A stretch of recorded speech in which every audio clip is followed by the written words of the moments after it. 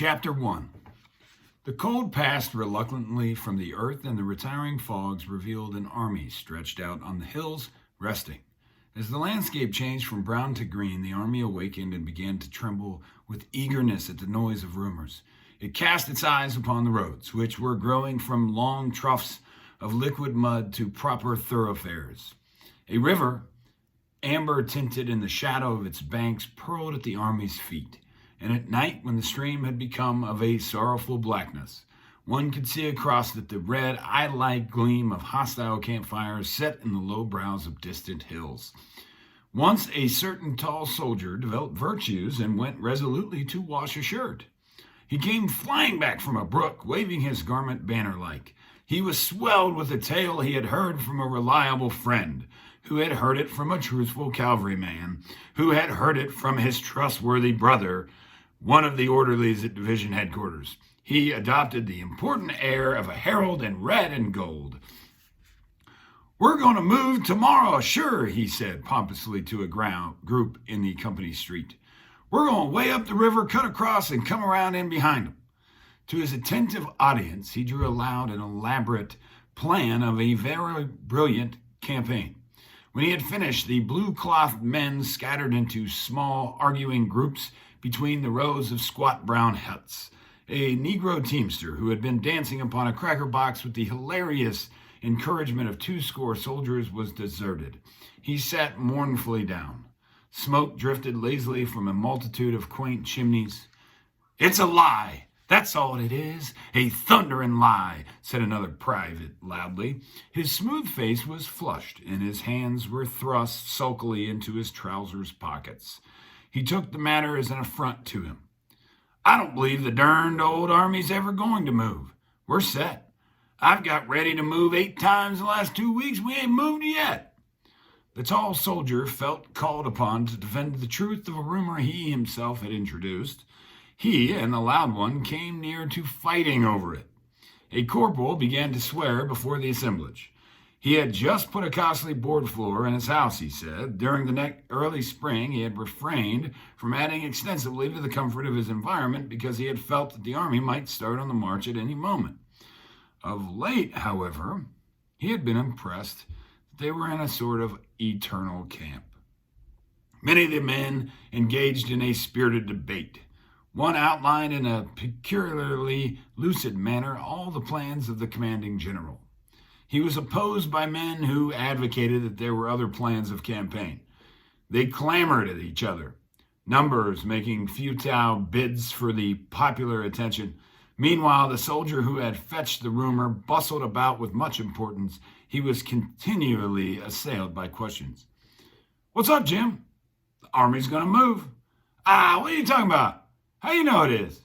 "Well, you can believe me or not, just as you like. I don't care a hang."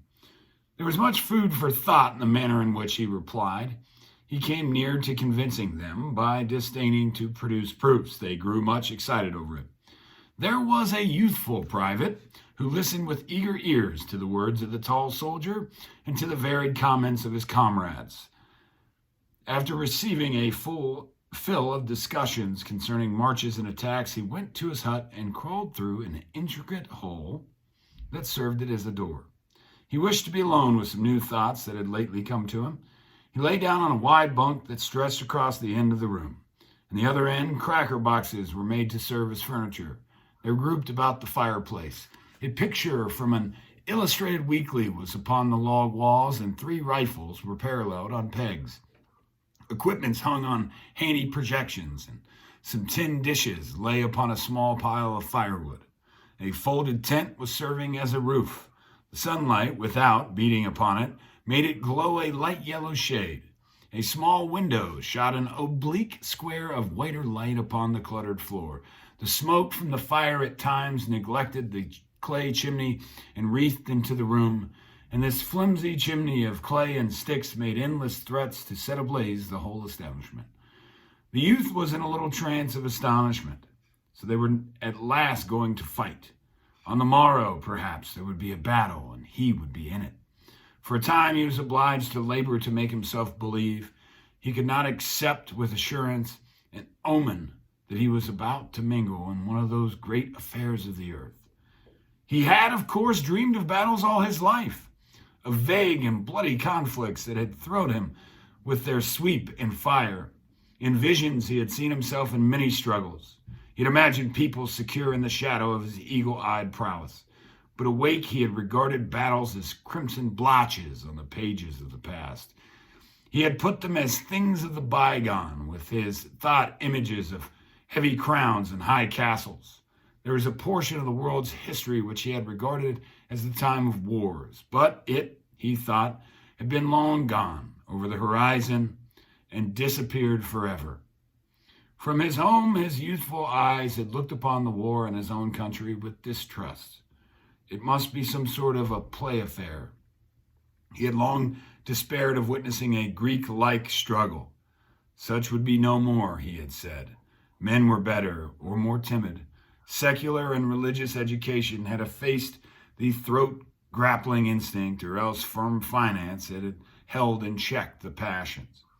He had burned several times to enlist. Tales of great movements shook the land. They might not be distinctly Homeric, but there seemed to be much glory in them. He had read of marches, sieges, conflicts, and he had longed to see it all. His busy mind had drawn for him large pictures, extravagant in color, lurid with breathless deeds. But his mother had discouraged him. She had affected to look with some contempt upon the quality of his war ardor and patriotism. She could calmly seat herself with no apparent difficulty, give him many hundreds of reasons why he was of vastly more importance on the farm than on the field of battle. She had had certain ways of expression that told him that her statements on the subject came from a deep conviction. Moreover, on her side was his belief that her ethical motive in the argument was impregnable.